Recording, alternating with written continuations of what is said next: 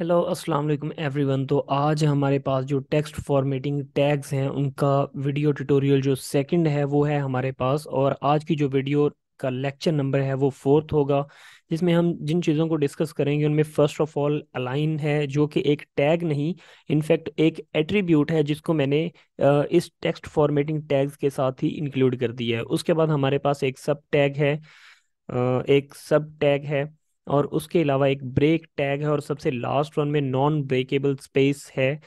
तो देखते हैं कि इन सारे ये जो टैग्स हैं हमारे पास, हम किस तरीके से इनको यूज़ कर सकते हैं और ये क्या क्या काम जो है वो परफॉर्म करते हैं। तो लेट्स गेट स्टार्टेड। तो हम अपना जो वीएस कोड है उसको ओपन कर लेते हैं। तो अभी हमने क्या किया है कि जस्ट एक जो फाइल है TF part 2 के नाम से वो मैंने क्रिएट करके रख लिया, और उसका एक जो बेसिक सा स्ट्रक्चर था वो हमने क्रिएट करके रख लिया है, जिसमें हमारे पास हेड के अंदर एक टाइटल है और बॉडी के अंदर सिर्फ एक हेडिंग है और एक पैराग्राफ है। तो सबसे पहले हम जिस चीज़ के बारे में बात करेंगे वो है एक अलाइन एट्रीब्यूट। तो अलाइन एट्रीब्यूट अगर मैं बोल रहा हूँ तो टैग और जो एट्रीब्यूट है इनमें क्या फ़र्क है।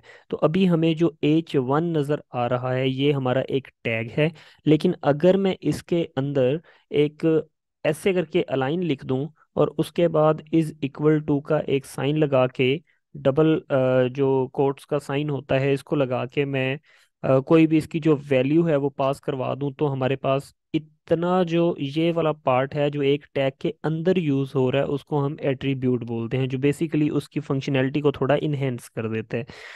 तो अलाइन की हमारे पास फोर डिफरेंट वैल्यूज जो हैं वो रहती हैं। एक तो लेफ्ट है, ठीक है, दूसरा सेंटर है, और उसके बाद राइट है, और जस्टिफाई कंटेंट है। तो बाय डिफॉल्ट जब भी हम अपने पेज को अगर मैं ओपन करके देखूं तो हमारा जो वेलकम टू माय चैनल है ये हमें लेफ्ट साइड पे ही दिखता है, लेकिन अगर मैं इसको सेंटर कर दूं यहाँ से और कंट्रोल सेव करूं और उसके बाद जो मेरा गो लाइव का सर्वर है उसको मैं देखूं जाके, तो हमारे पास जो वेलकम टू माय चैनल आ रहा है वो हमारे पास सेंटर में आ जाएगा। जैसे कि हम देख सकते हैं कि वेलकम टू माय चैनल हमारा सेंटर में आ चुका है। इसी तरीके से हम इसे अगर राइट में कर देंगे तो हमारी जो हेडिंग है वो राइट में चली जाएगी। तो हम देख सकते हैं ये राइट में है। तो इस तरीके से हम अलाइन प्रॉपर्टी जो है उसको यूज़ करके अपना जो टेक्स्ट है उसको लेफ्ट सेंटर या राइट कर सकते हैं। अब उसके अलावा हमारे पास आ जाता है जस्टिफाई कंटेंट। तो अगर मैं पैराग्राफ की बात करूं तो मैं यहाँ पे अलाइन लिखूं, और अलाइन लिखने के बाद इज इक्वल टू का साइन, और उसके बाद मैं यहाँ पे जस्टिफाई का जो है इसकी वैल्यू पास करवाऊँ और सेव करूँ, तो उसके बाद हमें देखने को मिलेगा कि इसमें अभी तो कंटेंट थोड़ा सा कम है।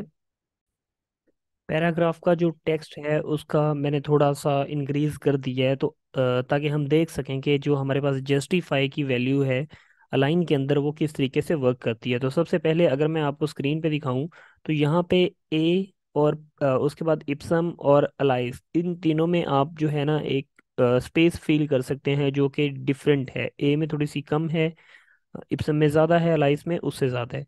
तो अगर मैं यहाँ पे जस्टिफाई यूज़ करता हूँ, जस्टिफाई और कंट्रोल सेव करता हूँ, तो अब अगर हम देखें तो ए, इप्सम और अलाइस जो है ये बिल्कुल एक ऐसे समझ लें जैसे लाइन के साइड में आ रहे हैं और बिल्कुल एक दूसरे के नीचे हैं। तो इस तरीके से हमारे पास जो जस्टिफाई है उसको हम यूज़ कर सकते हैं। ओके, तो इसको मैं एक दफ़ा लेफ्ट ही कर देता हूँ जो बाय डिफ़ॉल्ट होता है।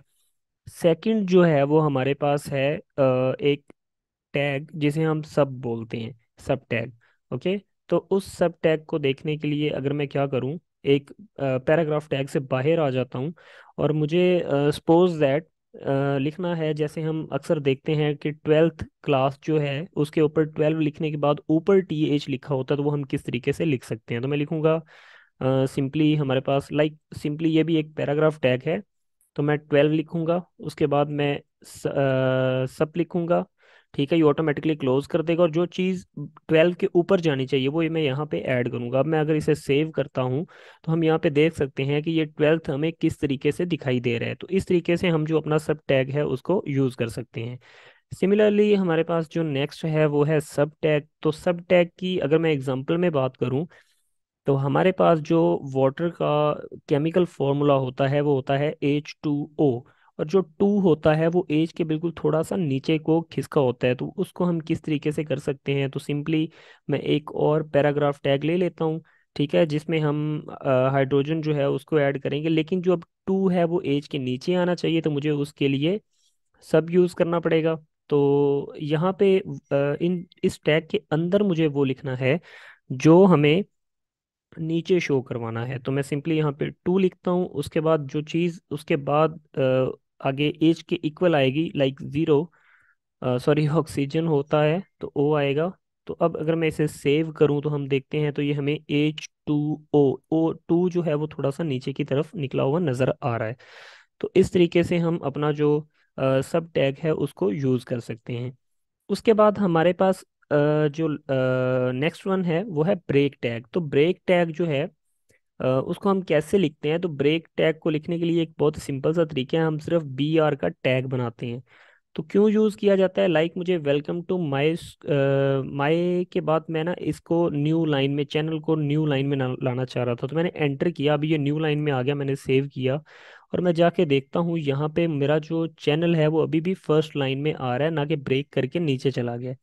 तो इस चीज़ को करने के लिए मैं यहाँ पे सिंपली अपना BR टैग लगाऊंगा, इसका क्लोजिंग टैग नहीं होता। HTML में कुछ ऐसे टैग्स हैं जिनका क्लोजिंग टैग नहीं होता, लाइक इस तरीके से ये क्लोज नहीं होते। ओके, लाइक यहाँ पे मैं अगर BR लिखना जो है वो चाहूँ तो इनके क्लोजिंग टैग्स जो हैं वो नहीं होते। इसी तरीके से हमारे पास एक इमेज टैग है जिसको हम आगे देखेंगे, उसका भी क्लोजिंग टैग नहीं होता। तो ये मेरा थोड़ा सा हो गया है चेंज, मैं इसको H1 दोबारा कर लेता हूँ। तो अभी हम देखते हैं BR यूज करने के बाद क्या वो डिवाइड हुआ? हाँ, अब वो दो लाइंस में डिवाइड हो चुका है। तो इस तरीके से हम जो अपना BR है उसको यूज कर सकते हैं। सबसे जो लास्ट वन में है वो है नॉन ब्रेकेबल स्पेस। तो वो एक टैग नहीं है, वो एक जस्ट आइडेंटिटी है। ठीक है, एंटिटी है जिसको हम क्या कर सकते हैं, मल्टीपल स्पेसेस जो हैं वो ऐड कर सकते हैं। किस तरीके से? लाइक मैं वेलकम और टू के दरमियान स्पेसेस ऐड करना चाह रहा हूँ, तो मैंने ऐसे स्पेसेस ऐड कर दी, कंट्रोल सेव किया और जाके देखा तो यहाँ पर तो कुछ भी चेंज नहीं हुआ, ये तो उतनी ही स्पेस है जितनी पहले थी। तो लेकिन मैं अगर यहाँ पे नॉन ब्रेकेबल स्पेस जो है एंटिटी उसका यूज करूँ तो फिर स्पेस आ जाएगी। वो अब कैसे लिखते हैं? आपको सबसे पहले ये साइन लगाना है। ठीक है, एम्परसेंट का साइन लगाने के बाद आपको लिखना है NB, जिसे हम नॉन ब्रेकेबल बोल सकते हैं, और उसके बाद SP, और आगे सेमी कॉलन का जो साइन है वो लगा देना है। अब मैं सेव करूंगा तो हमें यहाँ पे थोड़ी सी जो स्पेस है वो ज़्यादा नज़र आना स्टार्ट हो गई है। तो हम इसको मल्टीपल टाइम्स यूज़ कर सकते हैं ज़्यादा स्पेस ऐड करने के लिए।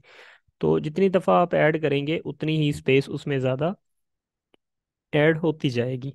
तो इस तरीके से आज के जो हमारे फॉर्मेटिंग टेक्स्ट थे उनके बारे में हमने देखा कि अलाइन एट्रीब्यूट हमारे पास क्या होता है, सब टैग क्या होता है, सब टैग क्या होता है, ब्रेक टैग क्या होता है, और नॉन ब्रेकेबल स्पेस जो है वो क्या चीज़ है।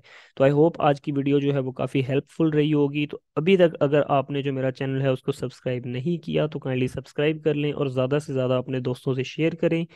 सो कीप सर्चिंग, टेक केयर, अल्लाह हाफिज़।